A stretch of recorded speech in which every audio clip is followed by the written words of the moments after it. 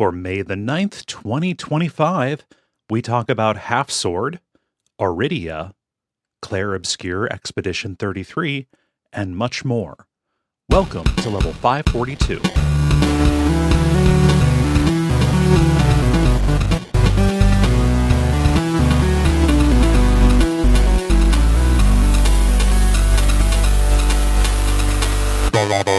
My name is Kaye.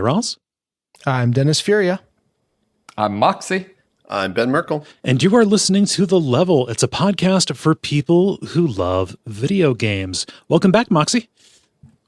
Hey, good to be back. Yeah. You all settled in?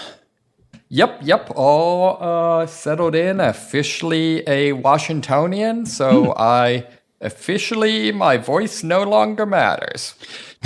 Oh no! Oh, you triangulated yourself. You're in the city limits.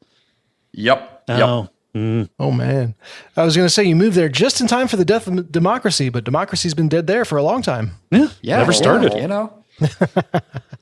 It's it's interesting. Was looking on Atlas Obscura and just for listing of interesting things in whatever city. In most cities, it's like here's like 20 or so places to check out. Washington D.C. it's like 200. Oh yeah.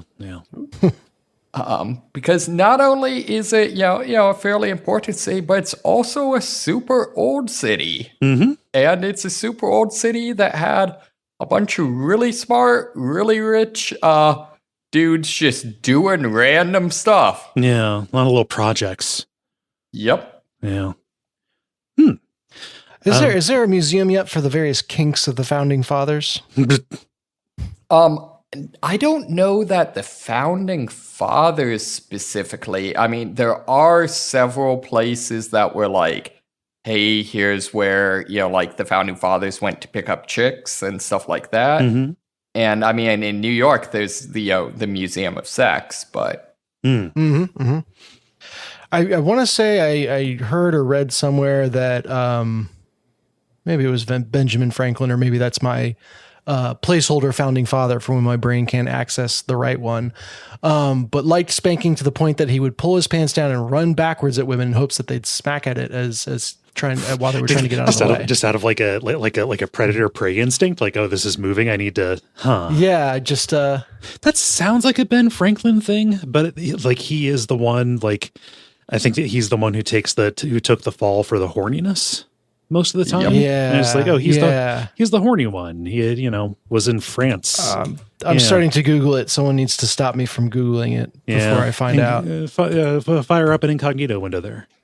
Yeah. Wow. This is going on Maine. No. Oh boy. Also, apparently, Wikipedia just straight up has an entire article listing all of the sex museums in the world. Lots of people apparently had that idea. Yeah. I don't know. It's also, a pretty important part of humanity. Yeah. I am shocked, though, that there does not seem to be one in Vegas. Oh, wait, no, there is. Never mind. The Erotic Heritage Museum, which is amazing. That's a terrible name for that. I'm sure it's tasteful since it's Vegas. Yeah. Good Lord. Nice. Well, I mean, did you go see anything, or was it just time with parents and time getting So went and explored the wharf, which is kind of a pseudo boardwalk district. Used to be the fish market. Okay.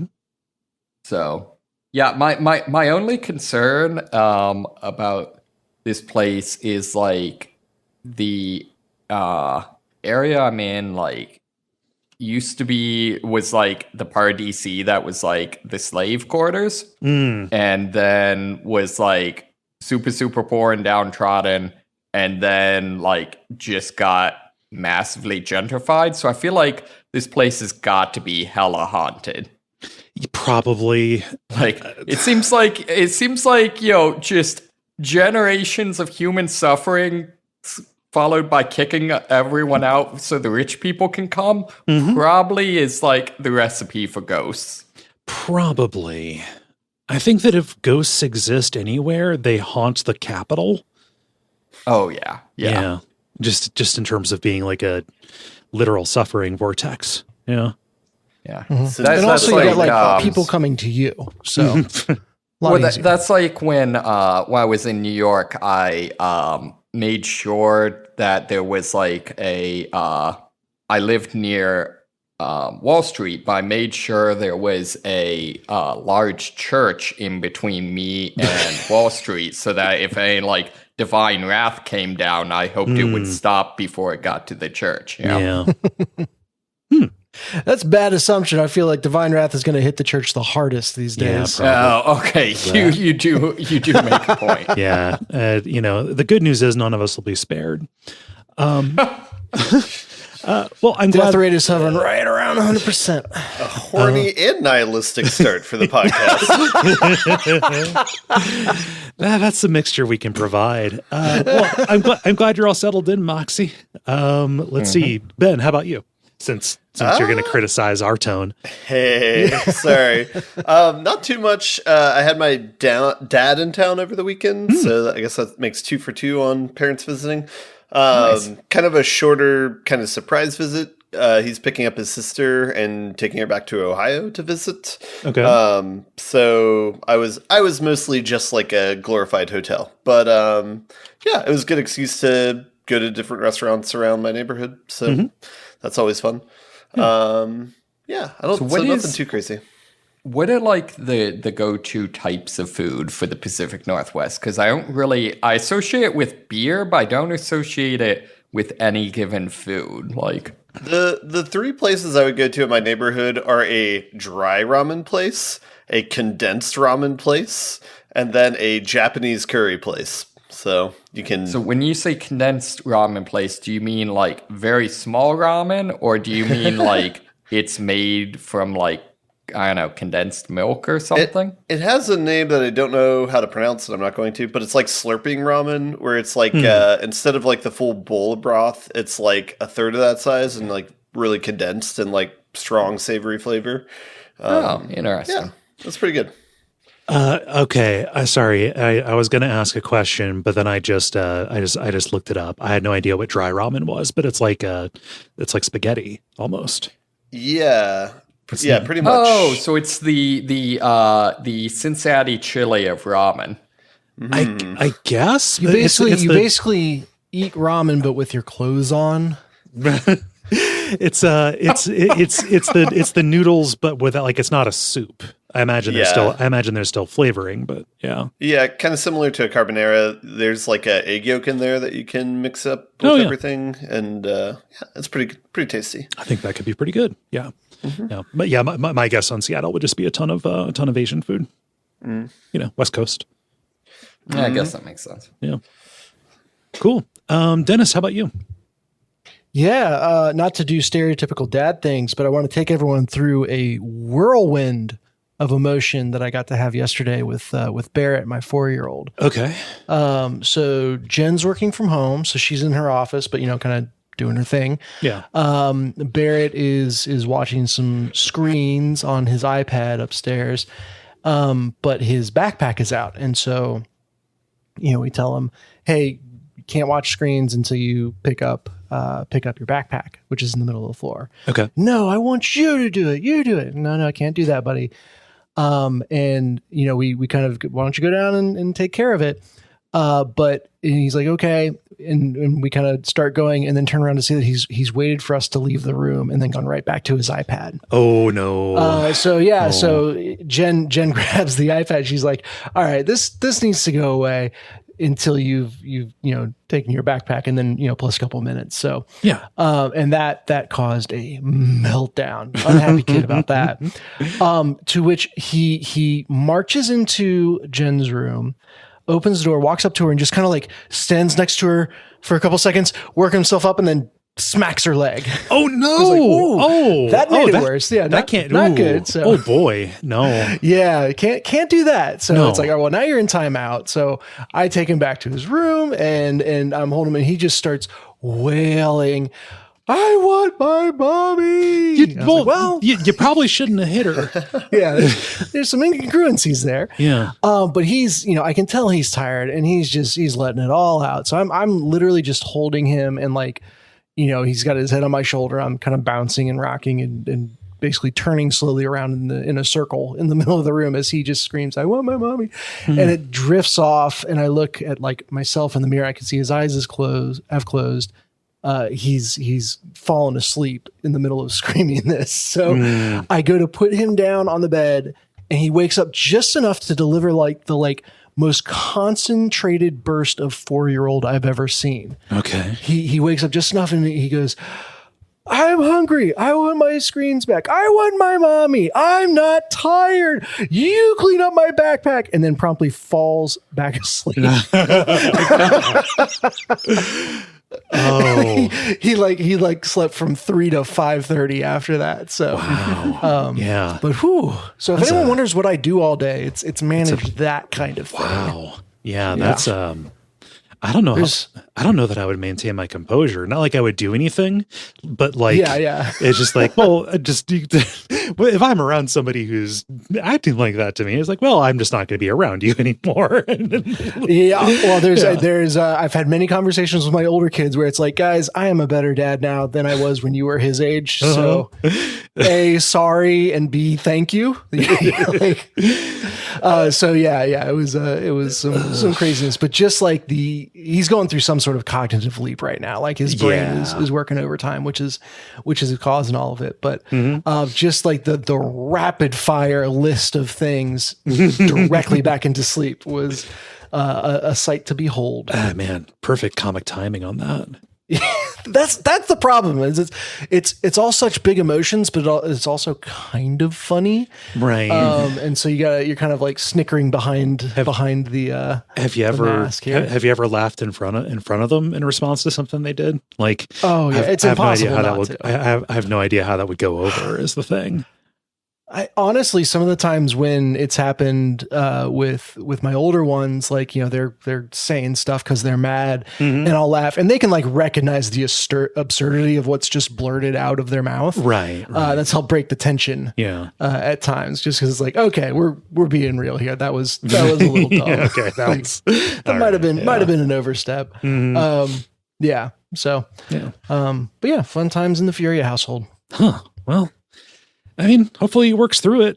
Like he had a blast today. He was the happiest kid in the world. So maybe he got the poison out. I think so. Yeah.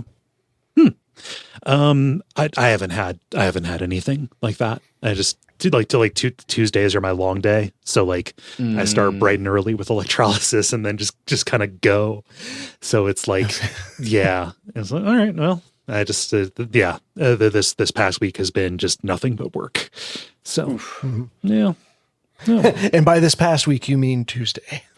Right. Yeah. I haven't done, it's also been raining here a lot. Like, not to talk about weather, but like a lot of the stuff that I would do this time of year would be outdoors, and nope, can't go do it. Washing away. So in terms of like, I don't know, like the kind of pace of the year type of thing, like, what is this? Is this like, all right, you just got back from the con, and so this is the slow time? Or is this like the just got back from the con, so now we're rushing to, I don't know, build up content? Like, what's, you get what I'm saying? Yeah. So like every year is kind of different. The time period immediately before and immediately after going on one of those trips is packing stuff in, like even with taking a week to air a rerun episode, which is a new thing that we're doing very sparingly, but tactically. Even with that, it's a lot of like I call it like flexing and stretching. Flexing in front and then stretching at the back end. To get kind of caught back up. So like, it's a scheduling mullet. You kinda. Yeah. So, and when I say every year's different, it's like, okay, well, we're in this weird spot where Bonfireside Chat is on hiatus and we were in between seasons of Real Lich Hours. So there were a couple of weeks there where like a lot of the prep that was going on was Gary's. Because he's the person who does the Real Lich Hours notes. I just kind of play and then add my notes in and then, do any reading or research that is required beforehand. And so like for me, it was just a bunch of like satisfactory, like getting a bunch of that time in. But now that's over with. Which is just me giving an inventory of all the things that I do and responsible for, in order to say, yeah, there's a little bit of a disruption because of Milwaukee, but not as much as you would think. And it is really dependent on what is going on. Cool. Yeah. Yeah. That wasn't an entertaining to finish answer. the sprint day in style. Yes. Yeah. And the rest of the week is pretty, not lax, but comparatively much easier to get through. Well, that wasn't entertaining, but it was accurate, and I think we should aim for that for the rest of the episode when we talk I like to hear boring things about people I care about. True. And people like behind the scenes stuff. It's just that none of it looks or feels like work really, and doesn't describe like it either. But we have been playing games and we want to talk about them. And for that, we need to do the regular kind of show. What with the grind, the multiplayer, and the end boss. And why don't we get started with The Grind. The Grind, where we talk about the games we have been playing over the past period of time or so. Moxie, you've been away the longest, so I will defer to you. Sure. So, as you might imagine, continuing on with Fallen London. This time I became a Corsair. So that's kind of their more endgame or more advanced version of the sailing mechanics in the game. So you're making RAM, you're making mice, you're making keyboards. Yes, exactly, right. exactly. then you have to sail and like sell them at various ports to make money. Okay. I was going to say, could you enunciate, because it is plausible that in this game at some point you become a Corsair. Yeah. No. I'm trying to think if that has happened, because that definitely sounds like something that would happen. It's such a dumb pun that it probably has. Oh yeah. I mean, this is a game in which my favorite companion is basically the A team, except that it's all rats and guinea pigs. Okay. So yeah, no, this is totally appropriate. But yeah, you can do piracy stuff. All I've done so far is treasure hunts, mainly because those you can kind of do passively and it doesn't piss off law enforcement. Okay. The interesting thing, though, with it is kind of the concept of this organization you join is that they style themselves as basically you are tasked by these strange seabirds, maybe psychic seabirds, that task you with specific targets of ships or people on ships to take out. Because these are people whose kind of time has come and need to die, and so theoretically all of the loot you get for killing these people and taking their stuff is just a side benefit. So I guess I've become a Corsair, but also kind of joined a death cult. Okay. Anything could be a death cult. Yeah, and being Fallen London, I'm sure it's not the first death call I've joined. Mm-hmm. That just kind of goes with the territory. But yeah. Other than that, my next big grind is I just got famous enough, which is a stat in this game, to get a end game profession, and so I'm trying to become a monster hunter. Mm-hmm. So So yeah, that's Fallen London. Continues to be completely nonsense, but in a very British sort of nonsense. Okay. Proper nonsense. Yes, exactly. More in terms of like semi-new stuff. Inspired by Dennis, I got into Borderlands 3. Ooh. Huzzah! So yeah, I'm trying to think. This one I had not played at all recently. I beat Borderlands 1, and I played Borderlands 2 and kind of bounced off of it. Partially because, at least for me, Handsome Jack reminded me a lot of what's the name of the boss from The Office? Oh, Michael Scott. Yeah, where like the entire, the whole idea was he was supposed to be like really annoying and funny, but the problem is that an inherent part of that is before he can be funny, he has to be really annoying.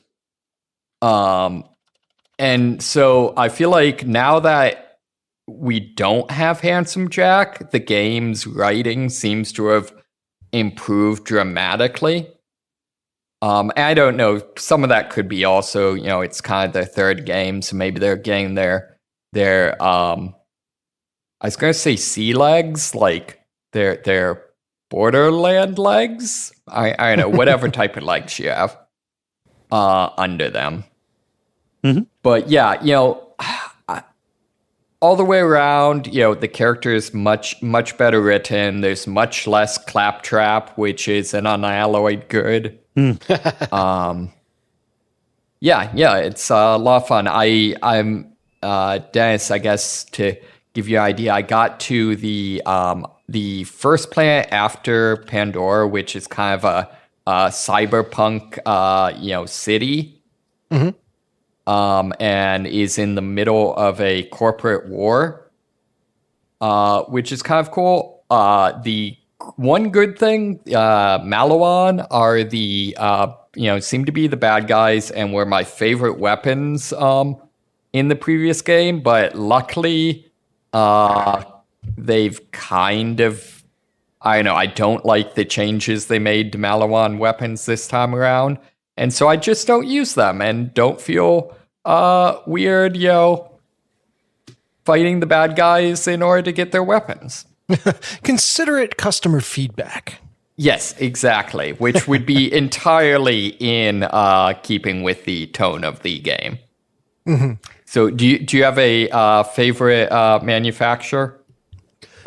No, what I was about to say is that the weapons all handle so differently, even within a manufacturer, that you almost kind of have to try firing it a little bit just to get a feel for whether or not you like it. Because I've had Malawan shotguns that I love, that they have a charge up period and then kind of fire automatically through the magazine with these electrical bursts, and that's great.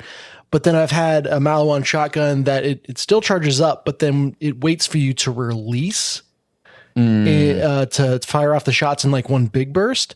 And just something about that, like timing the release versus just, starting the charge up and then knowing it's going to start going off as you hold down the mouse button, felt completely different. I loved the one, hated the other.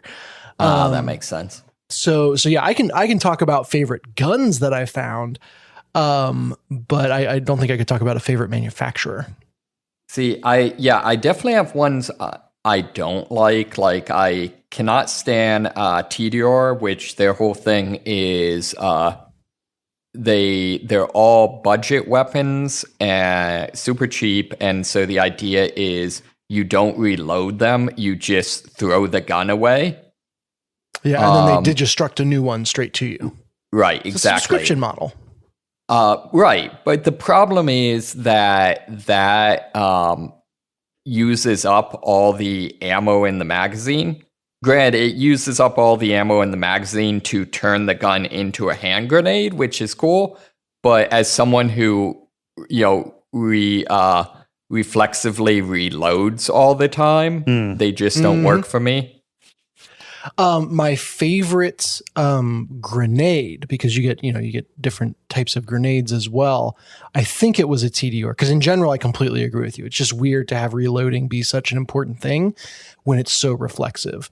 But the grenade that I found, you threw it up into the air and it like floats towards the nearest enemy, firing shots at them like a gun.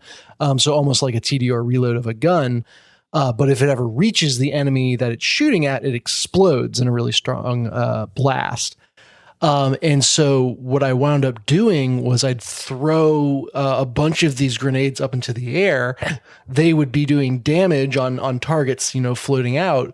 But I would always kill the target before they reached it. And so I got this whole set of turrets, like, kind of tracking through the air that I'm kind of staying one step ahead of to level the playing field. So that was a TDR gun a grenade that I really liked. Nice. I think so. I haven't found a favorite, like a particularly favorite weapon this time. My one from 2, which is maybe obvious for a favorite weapon, is was it Moxie's Good Touch? Which one, just I like the name, and 2, I like its weird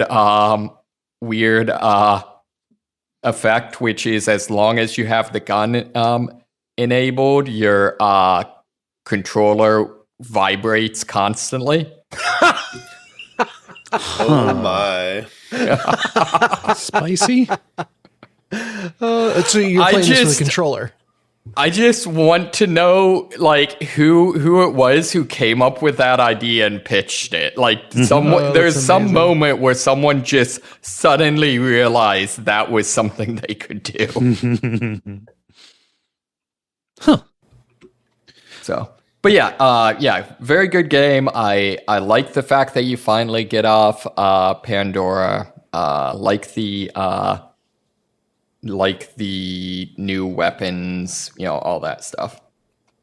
I think this kind of highlights a core problem with Borderlands that it sounds like, having watched the little state of play they did on Borderlands 4, they might be fixing going forward. Which is, I always wind up in this scenario, because I finished Borderlands 3 this week. So I'll have to be very careful about how much I spoil stuff. And then, Moxie is, call it a quarter of the way through the campaign. Mm-hmm. And so it's this weird thing where it's like, oh, we should play together. So either I could join your game with my, high level character and just everything will be boring, or I could start a new character, but then you either got to wait for me to catch up, or I'm just going to be underpowered for a long time.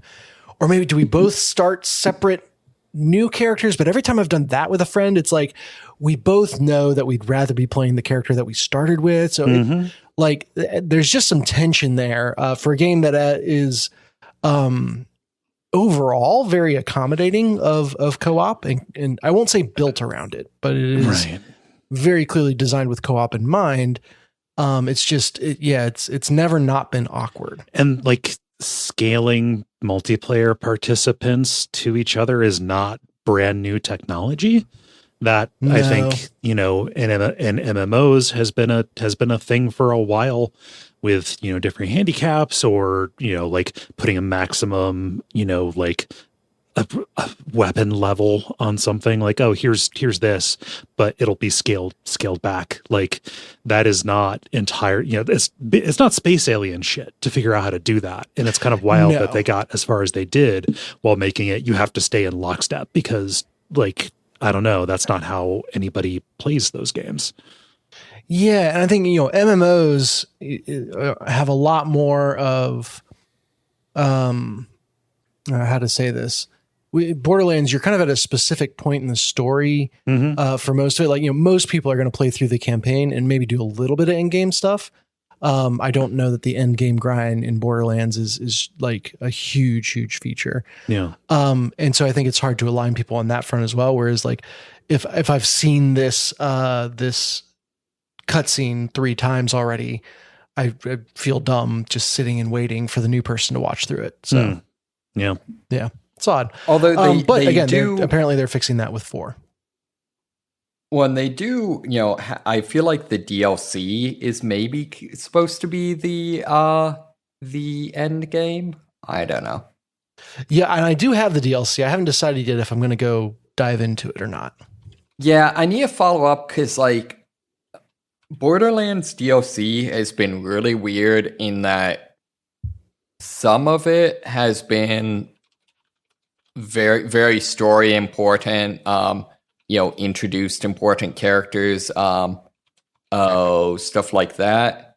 Whereas others of it has just been either just kind of irrelevant. Mm-hmm. So I'm sure there's know. commentary, that non-spoiler commentary on what ones are worth playing. no, Right, exactly. So Borderlands 3. Yep. Yeah. Was that all you had? Fall in London, Borderlands 3? Yeah, that's all I got. Dennis and Ben, both of you are going to be the Clair Obscur hour, right? Yeah. Yes. Less so. Oh, now see, with Moxie playing it, it gets so much harder. Less so because finishing Borderlands 3 took longer than I expected. Okay. And I won't say why or how, except that it was very good. Yeah. I was going to say less so because after you get to a certain point of the game, you can't really talk about the game. Okay. Yeah, so I'll do mine because I do have something small and new. A lot of what I've been doing has been stuff I've already talked to death. Streamed more The Last of Us Part 2. That is continuing to be fun. I have been doing more Clone Hero and got Rocksmith reset up because that breaks every time I sit down to play it. So that is all that is all set back up. But I've talked about Rocksmith and Clone Hero, specifically the drums, a lot. But it just happened today. Occasionally this occurs where a fan will write out and say, "Hey, I'm working on this thing. Will you play it?" And that's pretty cool. Don't always tend to, not always able to follow up on those, but I was like, I need something to talk about for the level. And this has a public demo, that, you can go play the same thing that I did. And it's neat and it's worth talking about, not just because it's, a fan who recommended it. This is a small indie game that is available on Steam. It is called Auridia, Auridia. It is a combat-free Metroidvania. Is what I would call this, and it's doing very cool stuff. Sorry, they're coming to get us. It's like anytime you hear a siren in the background in a podcast, somebody has to say, "Oh no, they found us." She's it. It's the feds. See, but I feel like unfortunately we now live in the world where that's actually something I worry about. Oh shit. Yeah, I guess you're right. Anyway, moving on to this. So this is a solo dev. The developer is called Norse Boar Games.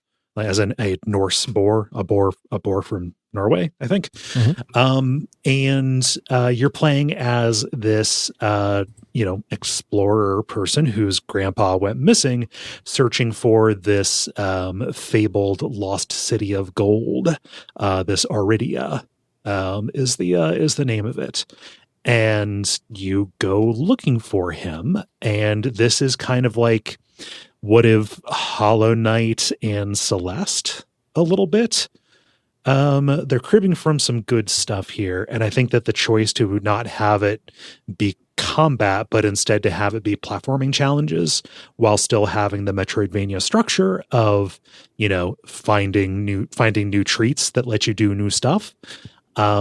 you know, ends up working pretty well, because if combat isn't the focus of your Metroidvania game and it's just kind of there to provide friction, it can get really annoying, especially if it's not adding a whole bunch of interest. That is not to say that there are not threats in this, but it's like Celeste, where if you touch a hazard or end up running into a little enemy, they're like little lobster guys crawling around surfaces there, then you just kind of dissolve and go back to like the last state, like safe spot that you stood on, much like Celeste.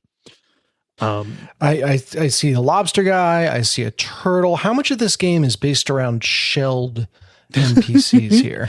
Well, the inhabitants of this city, one of the reasons why I call this a little bit like Hollow Knight, is that you are kind of going into like a city of animals. In Hollow Knight, it's all a bunch of different kind of bugs, but like the inhabitants of this city were like snail people. So there's even snail people with shells, or the remnants of them anyway. And you're kind of reading about their alien biology and their weird like little culture, and there's all kinds of like little souls like things, like, oh, the astrologers took out their eyes to see further, like that kind of good shit. Oh man, first confirmed shellpunk. Maybe shellpunk. They can decide if they want to take that or not. I'm going to be completely honest here. They sent me the email with praise, and praise always helps. Not necessary, but appreciated. But the thing that got me to made my ears perk up was that they included a GIF of the grappling hook in this. And I was like, okay, all right, okay. And I responded saying, you knew exactly what you were doing, sending that to me. And I think what they kind of read that as is just like, oh, you know what you're doing with this grappling hook. They're like, yeah, it's I always like it when it pops up in a game. It's like, no, if it's got a grappling hook, I'm much more likely to check it out. Hell yeah. This is a really good feeling grappling hook, and like the way that it's kind of meted out is super interesting, along with like the Celeste kind of angle of this. So like the number of successive leaps that you can do is determined by your endurance meter. And you get endurance by turning in experience that you get for lighting up these shrines. It's like the main thing that you can explore in order to find to kind of upgrade this this capacity. So like, there are going to be these long runs where you can't just be keeping yourself up in the air. You might have only 3 or 4 leaps to, kind of work with. And again, with the Celeste angle, there's also this, there are also like little pickups that'll like replenish one little bar of this. And like you can grab onto the walls, but climbing up and down will reduce your endurance. So like economizing this through the tight platforming, in addition to kind of another like semi movement / attack ability that you get partway through this demo. Like I can already see the ways in which this is going to get super interesting movement wise. Yeah. It seems differentiated just in like the videos that they have on Steam. Yeah. The demo is actually really generous. I beat it in about 47 minutes. They say it should be like the first like 60 or 90 minutes of the game. Yeah. Trying to think of like other stuff, like the vibe of the game is super good. Like the graphics are, like it's kind of chunky pixel art. I'm going to say this, and this is not a burn. This is me speaking affectionately. It kind of reminds me a little bit of like shareware titles. It's like a shareware DOS kind of thing. And that is like a Commander Keen type of thing. Kind of like a little bit. Yeah. Like what if there's like a vibier, like a Commander Keen, like level of fidelity, That's here. Cool. Like a lot of the stuff is in silhouette. There's, plenty of stuff that's in color. Like the, characters like robe, is in color, and that kind of pops in the animation. So like it is a solo dev. And, I think that they're more emphasizing vibe over, like, let's say it like lushness of illustration or like amount of detail, but like it is hitting like a particular era of PC pixel art that I have a lot of affection for. I had a question about the gameplay. What do the artifacts do? So artifacts, you're picking up these artifacts of the kind of the culture that is around here. Some of them are your kind of movement upgrade kind of things. It's pretty generous with those. Other artifacts are like little plot coupons you can turn in with this character that is a historian who's kind of also down here studying the people that were here. And they're like, they ask for, okay, well, yeah, I'm looking for things that are, that'll tell me anything about the peasantry, that used to live here. Like, how do they treat the lower classes? And you go and pick this up and read the, item descriptions and say like, oh yeah, this is, a peasant miner's shell or something like that. And then you go in and say like, oh, are these the two things you're looking for? And your reward for turning those in, kind of, meeting the remit, is to get, what would be like rings in a Souls game, like kind of like little perk kind of things. Like one of them was like, oh, you can press the A button to slow down when you're falling. There's no there's no fall damage that I could see, but it's just like, oh yeah, like it would be easier for me to maneuver if I wasn't falling as fast. So it's like a little bit of a little bit of a boost or a bonus. The other comparison would be something like the badges that you get in or the pins rather in Hollow Knight. Okay. Yeah. Yeah, it looks cool. Mm-hmm. Yeah, it's neat. I am, the grappling hook passed the test. You're not just grappling on select surfaces. You actually can get like really good momentum through it, which is not something that it's not something that everybody who puts a grappling hook in a game, understands to do. So, I dig it. I was pretty impressed. Passes the grappling hook test. Yes, it does. Yeah. Set expectations. It's a solo dev. But like, I don't know, it's a demo out there. I would say probably worth your time to look at. Sweet. Yeah. Auridia. I didn't receive any money to do that. Suddenly I'm feeling self-conscious. Like this is literally just me saying a listener sent me a game they made and I thought it was cool. Yeah. So it's the saying the name again at the end is something that we do because people have asked us to, and because that helps, yeah, keep people who are, listening to this while doing something else who like, oh wait, this is starting to sound interesting. What was this? That gives them the context. But it is also the kind of thing that you do if you were paid to talk about it. So if you were, put it in the call to action or whatever. Right. Not what I'm intend to do. So that's Auridia. I thought it was a good demo. Sweet. Yeah. And everybody's just been waiting to hear about Clair Obscur. So how's Expedition 33 going? Spoiler, you can't ask how it's going. Yeah. What so Ben, I have reached the 4th character in the party. Okay. Got it. And I'm blanking out. What is the name of like the little mechanical puppet people? Yeah, I forget. They're the brush people. No, we need to, because the name is very evocative. Gestrels. There we go. The Gestrels. All these kind of fantasy creatures are made up fresh, unless they're from some kind of French fairy tales that I'm not aware of. Okay. I'd say the closest analog for it is like the pots in Elden Ring, I think, where it's like animate, familiar objects, kind of. Yeah. But is it too much of a spoiler to talk about that city? It's up to you. Yeah, I don't know. Okay. Well, so that's where I am in the game. Do you have any kind of sense percentage wise or location wise where you are, just so people listening know? I think in a broad view, I think there's 3 acts to the game, and I think there's stuff to do after the 3 acts is what is my broad understanding of it. And I'm in Act 2 right now, and I don't know how far away I am from Act 3, but I think I'm like at least halfway through Act 2. Okay. So yeah, take this all with a we haven't finished the game kind of perspective.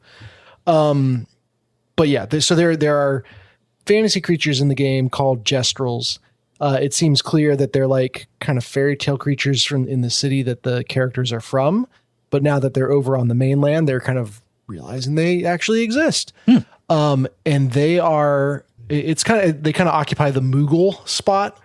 If we're going to talk about Final Fantasy, like being cute, like mascot characters. Exactly. Yes. They look like automatons a little bit, like made out of wood and hairbrush. They prefer to be called paintbrush. constructs.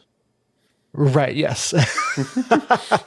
Well, they prefer to fight is the funny thing. Okay. Like their entire culture is centered around like fighting, but it's a very fun, like lighthearted, like, oh, we should fight each other kind of deal. And so much of the banter, one between you and the Gestrels, and then also you listening in on Gestrels talking to each other, are just hilarious. And I just laughed out loud multiple times, exploring, their city. And then also just like, the way they advance the plot, I guess, is very in tune with that fighting spirit. I like that thematically they're like paintbrushes, and that matches like the paintress, the premise of the game. Yeah, and they've got a very different relationship with life and death than normal humans. Apparently they very, very overtly understand that they can be like resurrected or reborn, which is why they are so happy to fight for fun. And yeah, just the writing on them is great. It's all done through like kind of Simlish voices, which is funny. So there's one that you meet that is like, interacts with the party a little more. And when they talk in cutscenes, I don't know how you would describe it, but like you recognize a little bit more words and phrases in what they say. Yeah. So it's almost as if someone had like an accent to the point of being unrecognizable. Speaking to like, I'm looking at a picture of these guys right now. They are so borrowing heat off of what the robot people look like in Nier Automata. Yep. That's very fair. That is, yeah. No, I'm not accusing them of like plagiarism or anything. It's just like, oh, okay, yeah, it's fitting. It's fitting that vibe. Yes, yeah. Exactly. And so there's a little bit more difference in language there or something. When they're talking to each other, it's just like a Simlish kind of deal. But kudos to the actors that did that, because the amount of emotion and comedy that comes from just nonsense words is very well done. Yeah. That's my big thought on it since the past week. Have you changed anything with like how you're approaching battles or how you're like pairing up your party members and stuff? Well, pairing up is an odd question because I don't have to sub anyone out yet. Well, you said you got your fourth person? Yes. I think you can only have 3 people fighting at a time. Oh, okay. So I literally just got the fourth person, so I don't think I've done a battle with the party yet and been forced to choose. So okay. There. That's interesting. No, I've focused a lot on burn. Mael has an attack, so you stack burn on enemies, and then as you would expect at the start of their turn, they burn, and then that counter ticks down. But Mael has an attack that consumes up to 10 burn on an enemy to deal like massive damage. And I had already kind of naturally been stacking a lot of burn just with the stuff I was using anyway. So when I got that attack, I was like, okay, well, let me go back through everyone else's skill tree and look, and found a couple other places to really focus on burn as my thing. Yeah. What about you? I think maybe every like 5 to 10 levels, I'll go back and like reassess what like picos I have. I think that's the right word. And like what skills people have, and maybe respec a few people, or maybe like change things around a little bit. And then I have started looking up like build stuff online as far as like recommended like ways to pair up people, because I know.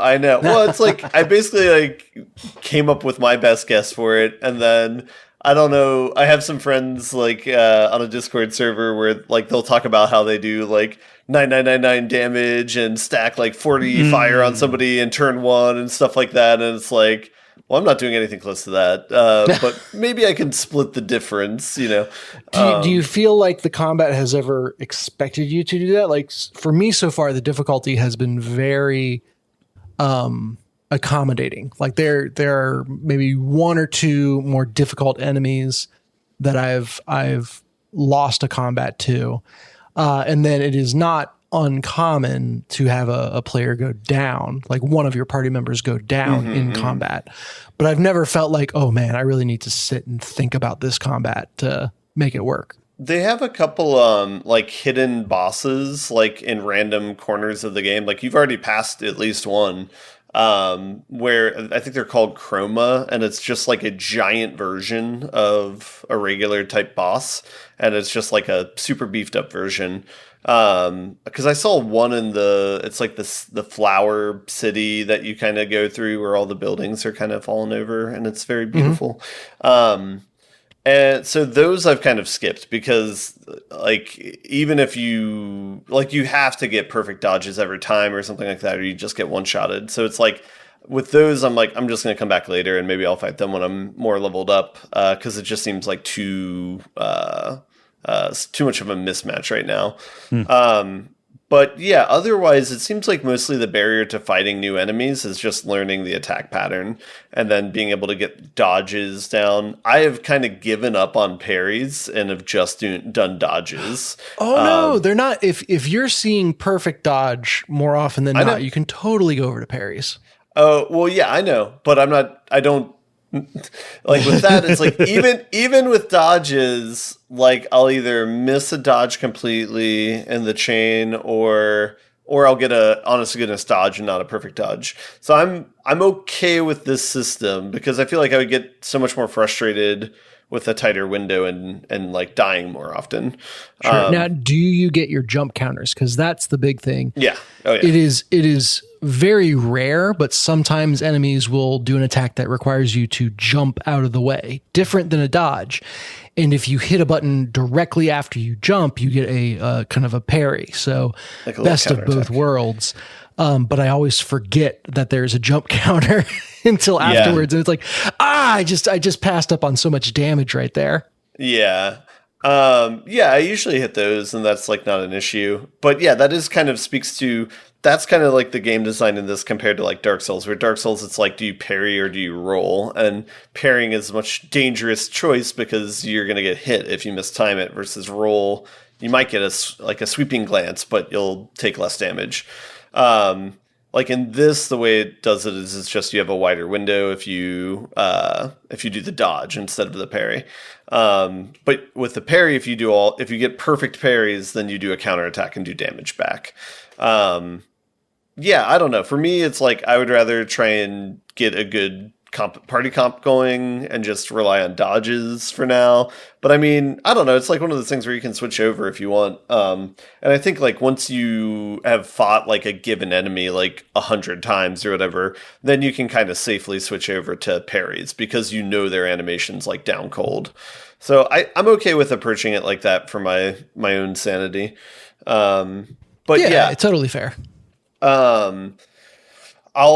There's one mechanic that you'll probably discover with this fourth person that's kind of interesting, where if your party dies, you have the option of bringing in everybody who's not in the squad as like a final battle. And so the original 3 people who died, they're like nowhere to be seen anymore. You just have this one person left, and it says like last stand, like Expedition 33's last stand. And so that makes for like pretty fun moments, because if the boss or whoever you're fighting has like pretty minimal health, it's like a jolt of life to try and like get it over the finish line. So that's really cool. And they also have found other excuses to have you fight a battle with one character. And I actually really, really like that because it just shakes things up. Yeah. And you kind of think about like, okay, which character is best set up for soloing right now? Yeah.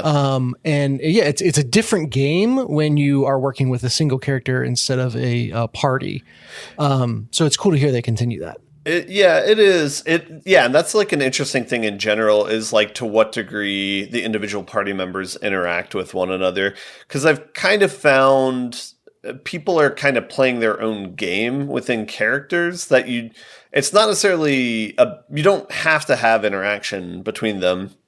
Like sometimes it can help if you're doing a certain build, like what you were talking about with the burn build. But like I've kind of found, for me, it's like trying to make it so that an individual character's path, like that they can kind of like support themselves and like build up their own like path of attacking. So I can kind of give you an example where it's like putting certain buffs on a character so that their turn 1, they can do 2 base attacks twice and then shoot like 7 times and then trigger their character ability, something like that. Like trying to do that on the right person and like have their stats support that and have their weapons support that. That's kind of like the fun like building that you can do in this game. I'm kind of at the point now where it's like I can get to any space on characters like moves that they can learn, but I can only get to one thing that I would really want. So I don't have like a full screen cover yet. So I can get cool individual moves, but there's probably better compositions you can get when you've learned all their skills. In particular, I'm thinking of Loon, is like the elemental like magician or whatever. That one, there's like so many moves that will feed off of energy or transmute energy into one another that it seems like once you have a full skill card with that character, like you could probably chain some like really awesome actions together with them. So counterpoint, I found a Picto that gives you, or maybe it was her weapon, because this is specific to her mechanics. It gives you a free element crystal or whatever Stain. when you do a free aim shot. Say again? Yeah, a stain. Stain, that's right. I was gonna say a limpet, but that wasn't right. So yeah, stain. So it gives you a free random stain when you do a free aim shot, which every character you can kind of go into a third person shooter mode to either target a weak point or just for one action without ending your turn, deal a tiny little bit of damage. But then that she also has a move that consumes all stains to deal extra damage, regardless of their type. Can you remind me what a stain is? Sorry, there's It's a lot of like yes. there's a lot of nouns A lot of floating proper around. nouns. It's an element. So like if you do a fire attack, you generate a stain, but it's like a fire element. And so you have okay. your weapon has 4 slots that track like the last 4 elements that you've cast. But some moves will like change it. So it's like if ice is in the air and you do like lightning, it might change ice to lightning or something. Holy like shit, that. that's like the combo elemental system in Chrono Cross. Oh, cool. Yeah. So I would not doubt that it's inspired by that. Yeah. So she's doing that, but so I haven't gotten to experiment with this build yet.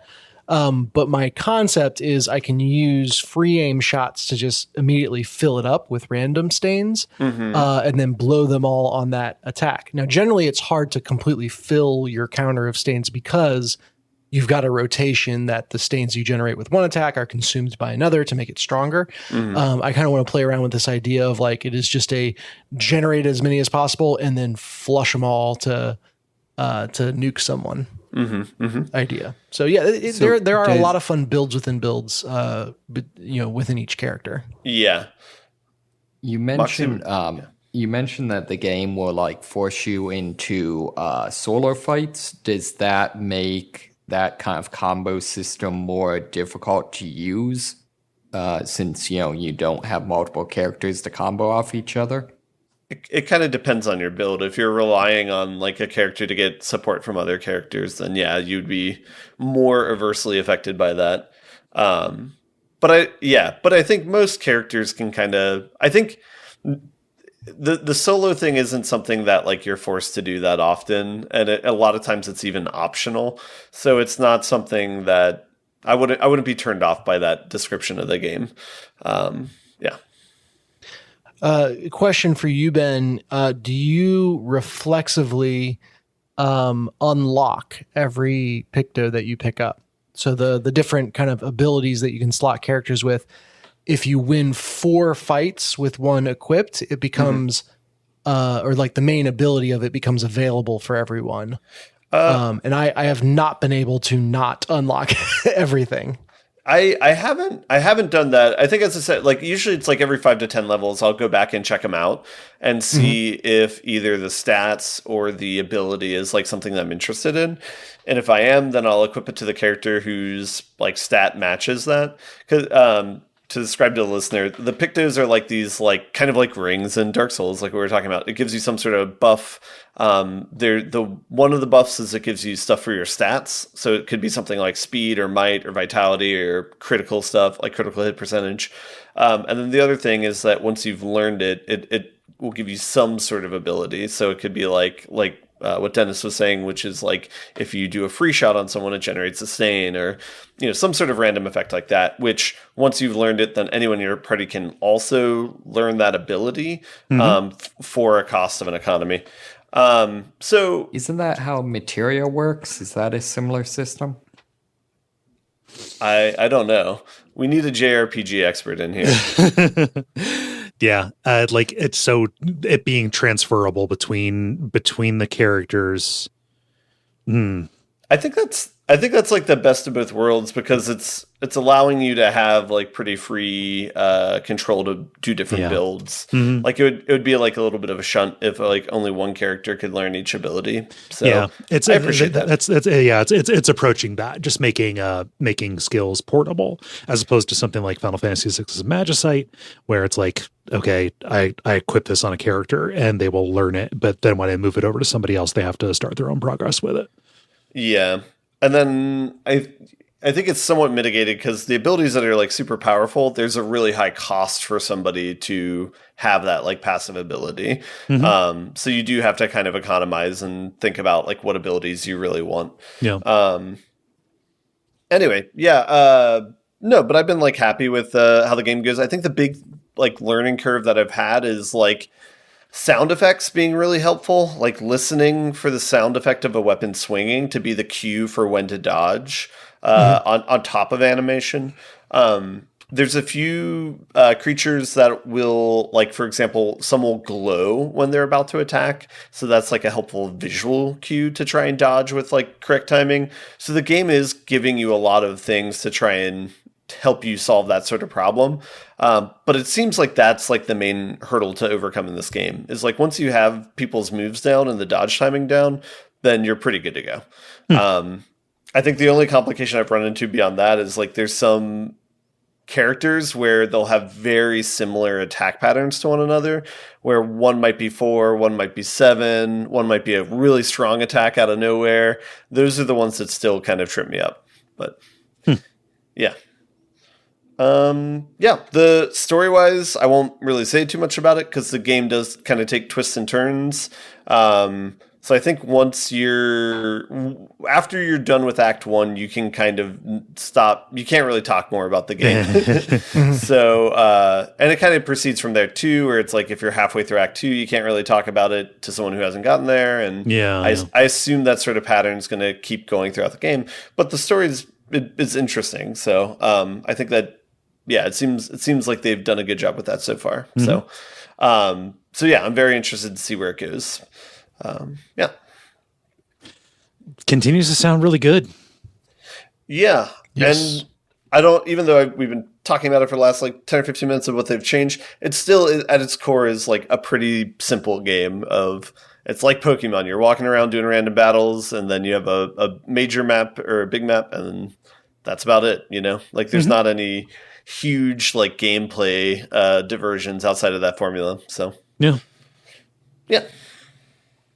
Cool. Hey, know what's important to do and do it well. Yeah. 100%. I mean, so that can be said for that. That gets into the whole, like, I don't know, people are kind of refusing to be normal about this game a little bit. Oh, really? Oh, just in terms of like there's a lot of discourse happening about. There are peculiarities about the way this is developed. I think that there are kind of pop narratives about, this kind of being made up of like a core of industry people and a lot of like kind of relatively amateur and like a writer that they found on Blue Sky and a composer they found on SoundCloud. Like, people are trying to make like just like very broad pronouncements about how people can replicate this success without saying like, okay, well, yeah, they had that team composition, but there was also a ton of outsourcing that was done, and also like they had more of a timeline than a game of this kind and scale would normally have. Just a bunch of stuff. So like it has mostly been me reading things that annoy me or things that annoy me crossing a place that I continue to insist on reading. But yeah, it just kind of wanted to point out to that some of it gets back to like Charlie Brown had hose kind of territory. It's like, no, it didn't. People just say anything here. Yeah. Where are we on what? the discourse filter? When are we debuting that? I don't know. Is there some Charlie Brown fan fiction I haven't? No. It's a tweet. Just somebody saying, "Oh, people will just say anything on here." People say like, "Oh, Charlie Brown had hose." I'm like, no, he didn't. Just like. So Charlie Brown had hose is just like a shocking thing to believe, let alone say. It's like, no, you're just lying about that. It is to Blue Sky what underwater basket weaving is to college courses. Kinda. At least as far as claims. I don't know about the discourse filter, but I don't know. It's just I think the only discourse I've been following is there is a channel for it on our on the Slack that we have for but there, even that, it's kind of, you're not really following a lot of discourse because people are very good about hiding spoilers in the comments of a message. So you'll just see something like Act 2 spoilers, or something like that. Yeah. We have conscientious people. Yeah. So is that all? Is Clair Obscur all you guys been doing? I got one more. Okay. It's a weird one. This is a demo. It's a game called Half Sword. I feel like a lot of streamers have played this, or I've seen at least like 2 or 3. Okay. It's not out yet. It's a weapon fighting game where it tries to be very realistic with what people were doing in that time and place, but then Because also like half swording. but then also realistic with like the gore of the game. And so it kind of turns into there's a VR game that I forget what the name of it is, but somebody casually referred to it as Psychopath Simulator, where it's like medieval and you have weapons and you like stab one another and stuff like that. This is kind of like this. So this is kind of like the equivalent of playing like or watching a horror movie, but in game form. Okay. So it's like one of those things where it's like if people really like horror movies, they might enjoy this. There is a setting where you can turn up or down the violence. So perhaps I could just change that if I feel any sort of way about it. But yeah, it's like you start off as there's like a progression system to it where you start off as like a peasant. You're just like fist fighting people. The controls are like very bare bones. I think right click, left click determines like what each of your left or right hand is doing, like if you put it up or not. And then moving around your mouse, if you're playing with that, will kind of like determine if you hold your hands high or low, or if you swing a punch, that sort of thing. Yeah. And so it's kind of like a co-op fighting simulator in that sense. A lot of ragdolling going on here. Oh yeah. The other control system is like if you press E or Q, you reach out and try and grab a item if it's on the ground, or a person if it's in front of you. And it starts getting pretty brutal from there, where it'll be like a 4-person knife fight, and everybody has like these like kitchen knife type things that they fight with one another. But it's an emphasis on like medieval sort of life, similar to like that one game, Pentiment. But here it's just all the weaponry and the fighting sort of thing. So it's like it'll have realistic weapons, like I think it's like one of those like hay mover things where it's like a thing with 2 spikes on it. A pitchfork? Yeah, like that versus like a fencing sword and like a hammer, like that sort of thing. But yeah, I don't know. Can you actually half sword? Probably. I don't know what a half sword actually looks like, even though that's the name of the game. So that's where you have a sword where you hold the blade, hold the handle in one hand and the blade in the other, and use it like a crowbar to basically try to spear it through plate armor or like pry the armor off your opponent. Oh, perhaps there's one thing that looks like almost like a candelabra on one end, and it has like a little pokey thing on the other end. But you hold that with two hands. Most things you hold with two hands. I think like a knife is the only thing that you hold with like one hand. But anyway, mixed feelings about this game. It has a good progression system as far as like once you win like 3 battles in a row, you get challenged by like a boss battle. And once you've beaten that, then you progress to the next like tier. And so it's like higher level like weapons. So it's more volatile. If you realize you're going to lose the fight, like say you get knocked down and they have like a weapon above you, you can press the G button to give up. And if you give up before they kill you, then you just lose like a point of progression and try and rebuild from there. So you kind of like go on runs with this, where like starting as a peasant, trying to work your way up. And this is just the demo. It is, yeah. So there's a lot there for it just being in the demo. I think it comes out sometime later this year. But I don't know, mixed feelings about it. It has like interesting gameplay and it is kind of novel. The violence is very violent if you turn it on, so just be warned for that. But so the Pentiment comparison threw me off. Is there any life sim stuff in this? Like, no, or is it okay? So it's literally all combat. Okay, purely fighting. The comparison with that is the attempt at doing this period very authentically. Okay. But here it's only insofar as like the weapons that existed at that time. And okay. Yeah. Probably people who would exist at that time. But I don't, do people fight in this like square arena or whatever? Probably not. Yeah. It's just the physics based aspect of this, like, and like any kind of authenticity. Again, having not played it, I wanted clarification on it. Sure, because it looks very goofy. Yeah, I feel like the thing I would want from this game is the marital duels. Have you ever seen those? I have not. There was a whole series of like rules for like if a wife wanted to divorce her husband or something like that, and they were just crazy because they're set up to try to account for the difference in strength between most men and women. So it's things where it was like a duel where the husband is standing in a like hole that's deep enough that he's up to his neck in the hole, and both people have like flails and are trying to kill each other. Oh my god. It's really weird. Huh. Yeah, brutal time. Glad we don't live then, Yeah. So Half Sword. Multiplayer. Now it is time for the multiplayer where we ask you a question and you answer it. Dennis, what is the question that you ask the nice people? Yeah, so generally I am a proponent of like whenever you feel done with a game is when you should be done with it. But there are exceptions to that rule. So we want to know about what games should you really, really play all the way through the end to get the best experience. Yeah. I'll get started here with Callum, who says, for me, Horizon Zero Dawn, the background story you unearth through the game is worth it in my opinion.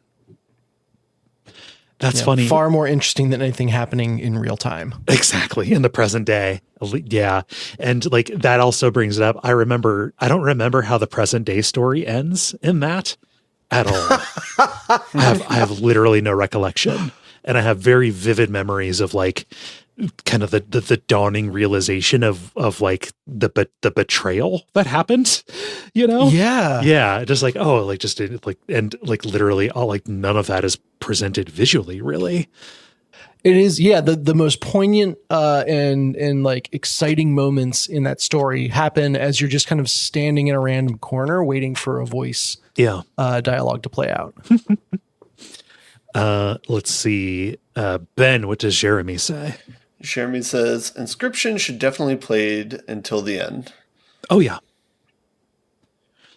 I mean, I think only like the first two versions of it are in like great shakes mechanically, but like you have to see the changes. You have to see how it goes. Yeah. Let's see. Moxie, what does Taylor say? Taylor says Shadow of the Colossus. Yeah. Yeah, that's a short and sweet answer, but very, very true. Yeah. How long is that game? Because I was about to say it's a short and sweet game too. It's like 12 hours, something like that. Yeah. Another case study in like know what you want to do it very well, and then go home. And also Wait, just you're- like, oh, go Are you ahead. saying an hour for each Colossus? Or there's 16. Never mind. Yeah, I remember it being something like that. So 9.5 is what it says on or no, the PS5 version says 11.5 on How Long to Beat. Still like within reason, like roughly within a 10 hour game kind of vibe. Well, it's 11.5 to beat, and then a half hour to stop crying. Right. Yeah, no, that is one you want to see to the end. At the very least, just to see what the last one is, because that is so impressive. Oh yeah. Yeah. They made a cool choice with that. Yeah.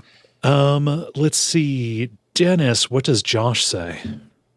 Josh says easily Breath of the Wild. Yes, you can take the critical path and get to Ganondorf, but you're supposed to explore every nook and cranny of the game. They challenge you to find all these shrines, stupid Korkak seeds.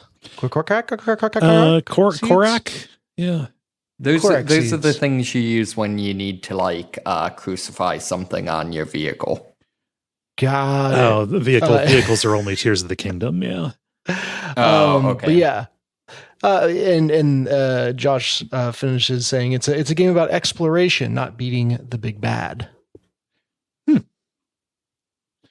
Explore every nook and cranny. Yeah. Go and do all the stuff. There's plenty of it to do. And let's see here. I will finish this out with a response from our Slack. Case says, having just recently beaten it and thus acknowledging recency bias, I'd say while not all the side quests hold up and the mortal wounds mechanic is frustrating, I think that Judgment is a game where the story really works all the way to the end. The earlier Yakuza games have always been political to varying degrees, and Judgment is no exception. With the criticism the game has towards the criminal justice system becoming much more pointed as the end game approaches, and with the closing credits also serving as a nice pressure release valve after the game's climax. Yeah. I do not know this game at all. It is a game that is by the Yakuza people, but not a Yakuza game. It's like a more kind of serious action game, crime thriller kind of deal that also, takes place in Tokyo, etc., or some city in Japan. For every Yakuza pilot, there must be a serious one. Right. I was going to say it's what Yakuza looks like going in as opposed to what Yakuza actually is. Yeah. Also, like, they decided at a certain point that like the Yakuza, like a Dragon games, those are going to be the turn-based RPGs, and Judgment, at least I don't know if they're going to continue it or not, that was going to continue to be the action beat 'em up kind of branch of their efforts. I think they've maybe gone away from that because the most recent one, the Pirate Yakuza or whatever, is traditional beat 'em up. Yeah, maybe they've gone, but either way, that's interesting. That's kind of cool. At a certain point, that was the plan. Yeah. I can't think of anything that is like, entirely made by what you see at the very end or, post game kind of stuff. So I'm just going to be a parody of myself and say like the conclusion to Disco Elysium is one of the most beautiful things, and really is like 3 different like weeping at my computer kind of sequences. And they are such a payoff for a lot of the plot lines kind of leading up to it, kind of resolving things for your main character personally and for the world generally. I would say like if you start that, like a lot of the best stuff that is really going to put the entire thing in context for you is actually at the end. was just listening to that soundtrack today. That's great. Yep. Sea power, air power, whatever they're called now. Man, I need to play that game. It's just I need to find time when I can sit down and play like a serious game that actually requires me to pay attention. Yeah. It's worth it. Juice is worth the squeeze. It's one of those things that, however, like it just, I was about to say, oh, you can't overrate it, which is also me overrating it. The hype is real, I guess. Yeah. How about you, Ben? I'll say Frog Fractions. Okay. Yeah. Very fair. Yeah. I mean, take that all the way to, like all the way up through Frog Fractions, Hop's iconic cap DLC. Yeah. Which is Frog Fractions 3.5, I think. Yeah, Frog Fractions is a good one. Moxie, how about you? So I think I've got two, but both for the same reason. So the original Stalker and Middle-earth's Shadow of War, both because they both, late in the game, have just off-the-wall, nonsensical plot twists that are worth seeing. Yeah. The orcs are all robots. Not quite that bad, but close. But yeah, I think Stalker has the better plot twist, whereas Shadow of Wars is mostly interesting for them doing something crazy and then going out of their way to make it not undermine the like canonical story of the Lord of the Rings. Yeah. While still turning Shelob into a sexy lady. Well, that too. Yeah. Yeah. Dennis, how about you? Yeah, I can't believe this answer is still available, but BioShock. No. Man, the turn at the end of that is. I mean, that's a turn 2/3 of the way through. No, really? Yeah. Oh God. Yeah. Yeah. Oh. It's a turn depends good on how enough that fast it you sticks out play. in my mind as the end of the game.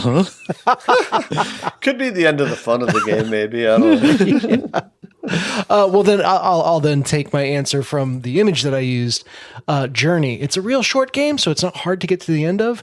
And the sheer joy of that final sequence is delivers on everything that the game promises. Yes.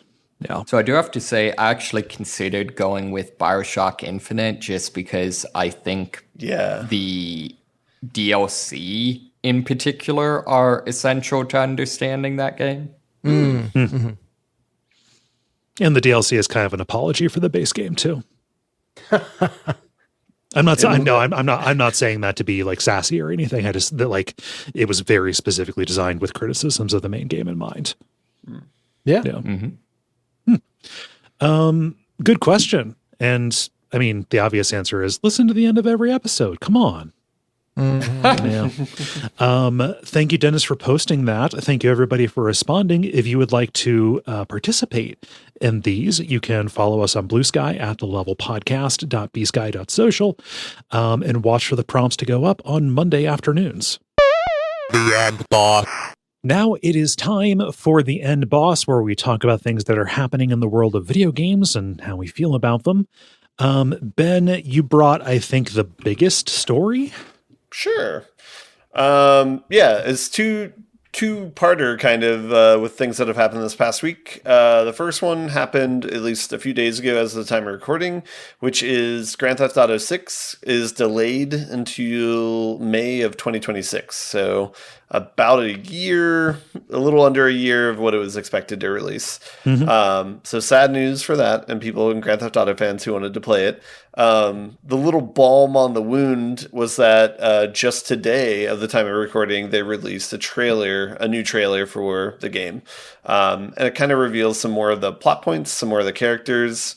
I think in previous iterations of the game, you were told that it's like a Bonnie and Clyde type couple. And this one, you get more of a backstory where you see the man picking up the woman out of jail and doing things like working out, working for a family member, doing jobs, doing some illegal things through that. And the graphics look great. Who knows? like what the game will look like. But yeah, I don't know. Interesting. Yeah. I understand that this has huge ramifications. People were already trying to steer their releases around, when that was going to come out. I also when this game was going to come out, also felt a little bit like a marker for the end of this console generation, with a huge question mark on what's next. Because as far as I know, wow. Do you mean like the just all PS4? I mean, yeah, or just the PS4 and a half or whatever we have right now. Yeah, it is hard for me to get that exercised about it though. Just because I don't know. I always figured I never took their release date seriously. I guess, especially the fact that we haven't seen any gameplay. So it's I have no reason to get excited yet, so I'm just not going to, which isn't the most productive response to this. It just, I mostly just saw a lot of normies be very upset. And I know my hot take is that GTA as a series has aged like warm milk. So I'm actually kind of surprised that people are this excited about it. I think, kind of my read on the franchise is they've turned from having good, fun be the primary goal of the game to we want to make a simulation that happens to be a video game. And that's kind of why things have take longer over time. And the last Grand Theft Auto was fun. It was a good game. It wasn't a masterpiece 10 out of 10 necessarily. It's more of a technical marvel than a game marvel. yeah. So my feelings around this game, I don't really care if it's delayed a year or not. It'll probably be a fun game when it comes out, but I'm not broken up about it being delayed a year. So yeah. Has anyone here spent significant time on GTA Online? Moxie So has. I was about to say I would be excited if they announce a less predatory version of GTA Online, one that's less pay to win. Things don't get less predatory over time. Yeah. Oh yeah. No, I'm not saying it's going to happen. I'm just going to say that is maybe the most pay to win game I have ever experienced by a long shot. It's good, but yeah. If I remember correctly, GTA Online kind of had more legs than anyone at Rockstar expected it to have, and it kind of was built into this juggernaut behind the eight ball of launching and seeing how much people responded to it. So it'll be very interesting to see Grand Theft Auto 6 being the first game that is built. It has to be multiplayer forward. They're absolutely building it to try and funnel people into whatever whatever a replacement for GTA Online looks like. Yes. Yeah. Kind of like how Naughty Dog has multiplayer embedded in their Last of Us games that are amazing standalone games. GTA just happened to make an MMO embedded in their regular single player game. Yeah. They're trying to do World of Warcraft too. Yeah. The funny thing about GTA Online though is it would be an infinitely better game if it wasn't an MMO. What?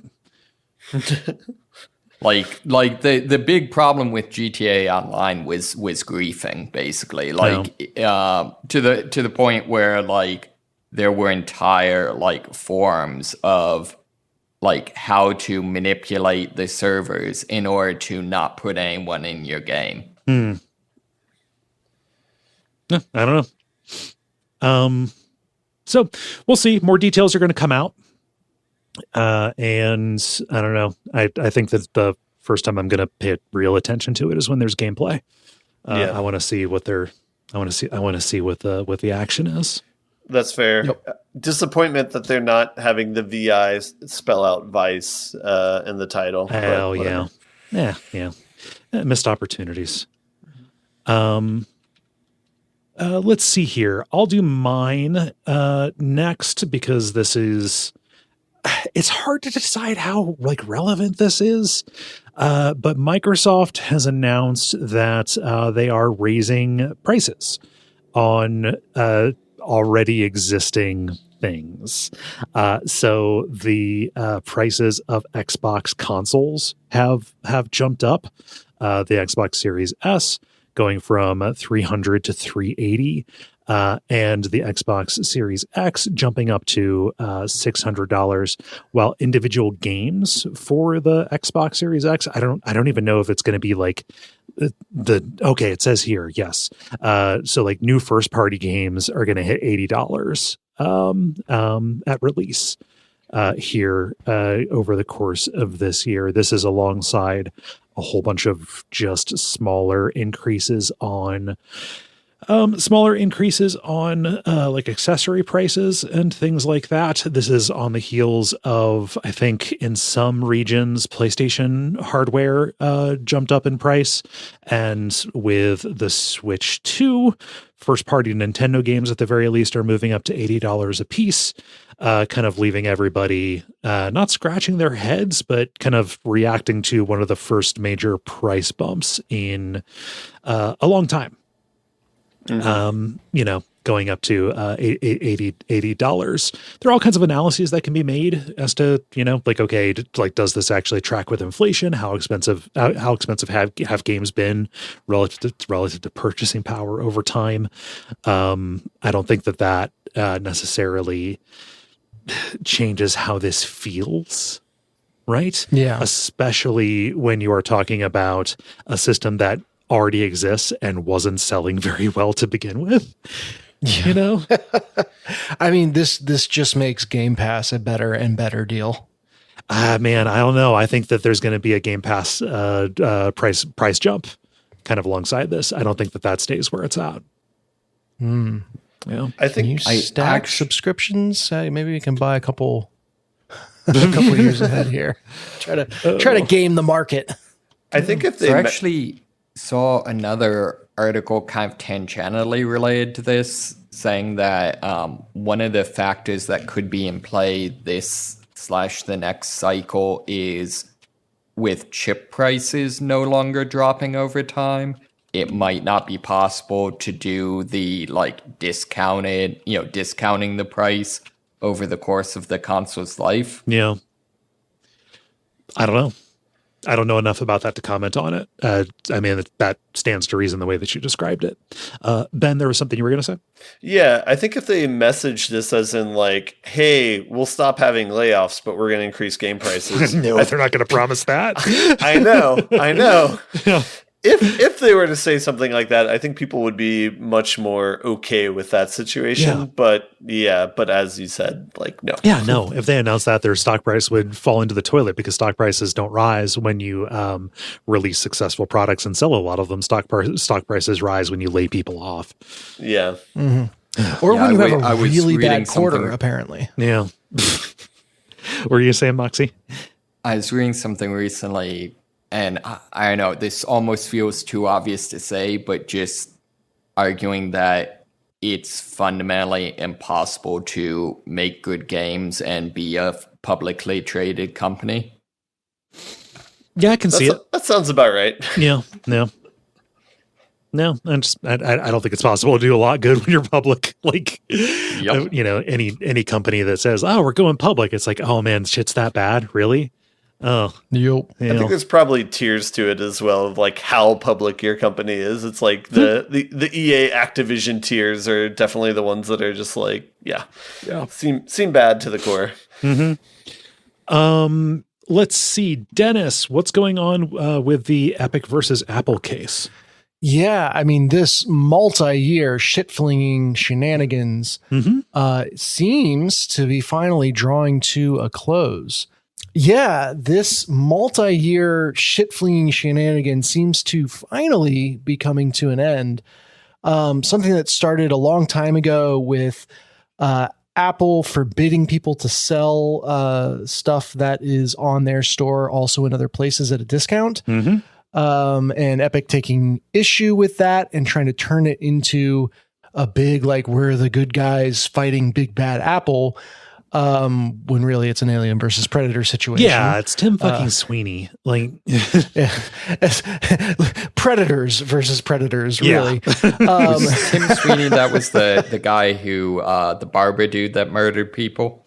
I think that's for careers. Todd, that's his brother Yeah. Todd. Yeah. Oh, okay. Same ethos, Todd just Sweeney. different careers. Yes. Yeah. But yeah, I mean, there's a whole back and forth with Epic refusing to pay Apple, Apple suing Epic, Epic countersuing Apple, blah, blah, blah, Yeah. blah. So it's just been raging on in the background for so long. Finally, a judge has come out and put what seems like the final nail in the coffin, saying that Apple is not allowed to punish people for selling their stuff at other places at different prices. Mm-hmm. They're not allowed to use like scare screens to try to, like, if you're navigating away from here to buy, it's going to be bad, Mm-hmm. yada, yada. So really saying like, Apple, you need to let people buy where they want to buy. Yeah. You know, stop trying to game that. Mm-hmm. The funniest thing in all of this to me is how petty Epic has been with in-game content. So apparently when this all first went down, I never saw this, but when this all first went down, they put out a skin in Fortnite of the Tart Trader or something like that. Tart Tycoon. Tart Tycoon. That's it. Yes. The Tart Tycoon. It was a skin of a businessman with an apple for a head. You know, as a way to poke fun, I guess. And now that this seems to be winding down and theoretically, I guess Epic is resubmitting Fortnite to the Apple Store. And so unless Apple just arbitrarily shuts it down, it'll be back. They're dangling out there like, and we have a new Pi patron skin that you will get if Apple says yes. But ooh, those meanies Apple will probably say no and take away your skin. And so, yeah, that is just like, this is massive corporations tossing around, you know, millions, if not billions of dollars at each other. Yeah. And they're doing something as petty as dangling skins in front of customers saying, oh, you know, the other one is going to take this away. It is the messiest of mom and daddy fighting. Yeah. And it just dumb PR stuff. So like this has, you know, so like you're talking about the, okay, they can't sell this for different prices in different places. That primarily gets at the like Apple's cut of whatever is sold through their store and what is considered sold through their store, because Apple wanted it to be like, oh, if you buy it on our device, any commerce that goes through our device, we get a cut of that, which is a monopolistic tactic. And it is not just Epic that is suffering from this. You know, so like, oh, you can't set different prices. Well, you can't make it more expensive on when they're buying it through the app, because, you know, in order to defer the thing, you have to, you know, take the haircut on it. That is the primary thing. But like, this is already affecting Patreon. There was a very annoying thing where Patreon said, all right, anybody who subscribes to something through the app, using the app instead of the web interface. So either you will pay an extra 30% or the creator will get 30% less. Additionally, because it goes through Apple's payment system, any money that you give is going to be held for 75 days. Oh my God. Yeah, it was completely onerous. People got mad at us for that and got mad at other Patreon creators. Like, what are you doing? Trying to scam me? Blah, blah, blah. And it's like, hey, listen, this is, you know, not us. Like, and so we've had to say, like, on shows, you know, if you're gonna, subscribe to us, please do it through the web app, because it is not good. It's not good for anybody when you do it this way. So with this ruling, it is looking like that is going to change, and Patreon is going to go back to doing it the old way. Enough can't be said for how much of a damper, like specifically Apple and Steam's 30% VIG is. Yeah. Yeah. It's crazy. Yeah.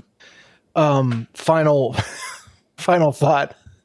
I don't know where they got the judge on this case, but respect, because in their opinion, the final line is, as always, the cover-up made it worse. For this court, there is no second bite at the apple. Oh, God, that's a little too cute. No, that's not great. I love it when a judge loses their patience, though, and like Apple lied. they lied and they lied about the fees. Well, before that, he was doing good. It's that it thought this court would tolerate such insubordination was gross miscalculation. Rotten to the core. So there you go. Okay. Yeah. Judges can have fun. I don't think they can. I think that their job precludes it. Yeah. So good news for everybody. This and the Google antitrust rulings, like, man, antitrust, we need it very, very badly. Yep. Yeah. Let's see. And Moxie, what's this cool little game that you shared? Yeah. So this is a game. Unfortunately, I have no idea how to pronounce. I guess Rogule. Yeah, Rogule. Rogule. So it's like rogue, but Wordle. Rogule. Oh, okay, that's the joke. Okay, Yes. Because this is a daily roguelike, where it's procedurally generated, although I believe everyone who plays it, gets the same dungeon, I guess. Yes. And I played today's dungeon and beat it, and took about a minute or two.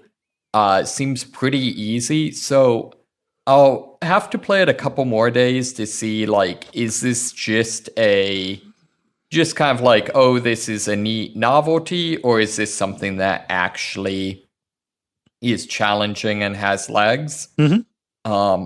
But yeah, I think it's a neat idea, if nothing else. And I could see it being kind of cool if it sort of leaned into the puzzle nature of this, and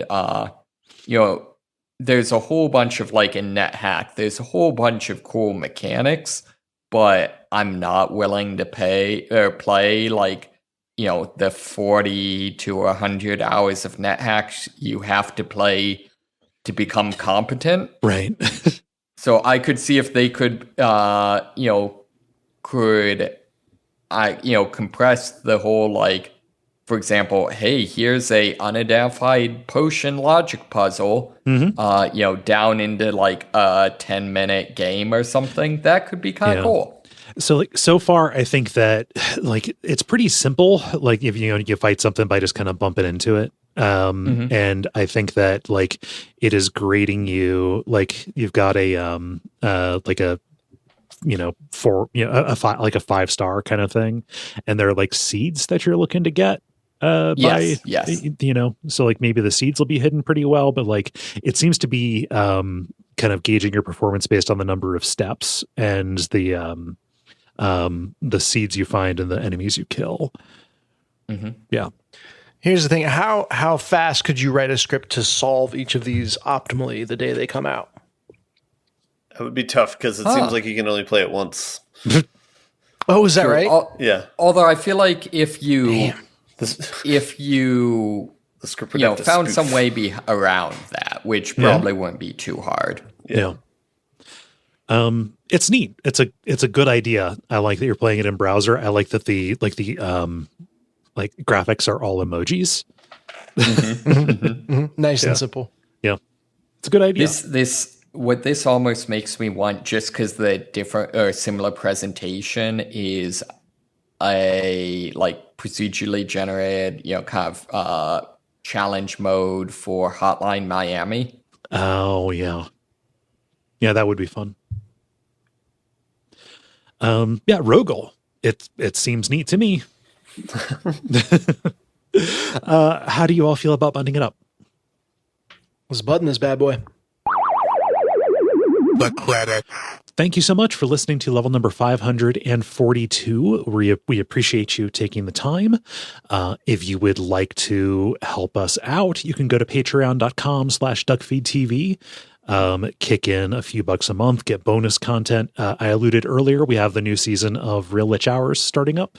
We're covering Vampire the Masquerade Bloodlines. We have the art for that. I'll share that in the backstage for you all. But yeah, it's going to be a shorter season because that is a shorter game than Baldur's Gate 3, but I'm looking forward to it. Like if Real Lich Hours continues to just be an excuse for me to read source books for tabletop games, it will have served its purpose. You should definitely find someone to DM or whatever they call it, a one shot of the pen and paper version Of Bloodlines? into an episode of that. There's a pen and paper version of Bloodlines? Well, Vampire the Masquerade. Oh yeah. I shared the cover art in the that's in the pretty background. great. It's pretty good. Yeah, it was, I like the TV It's caption in great. the background. Duckfeed.tv at it again.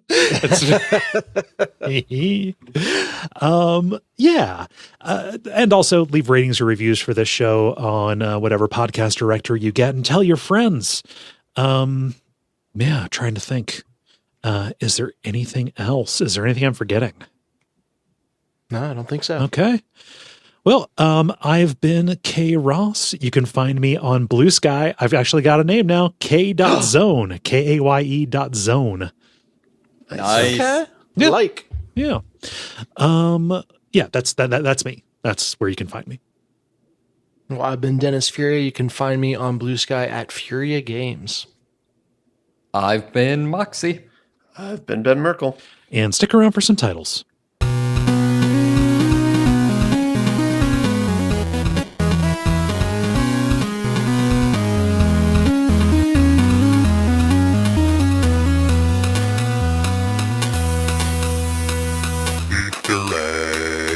Okay, I have three. Four rather.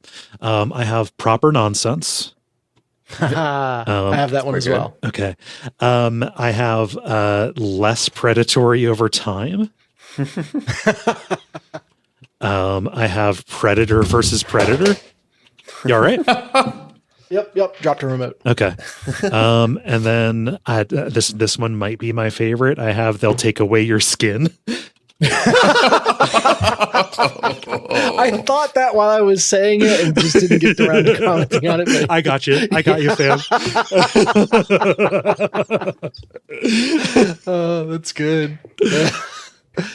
Oh. So I had two. I had Horny and Nihilistic. Okay. And I had the Grappling Hook Test. Okay. Dennis. Yeah, I had four as well. One of them being Proper Nonsense. Okay. The one before that was Anything Can Be a Death Cult.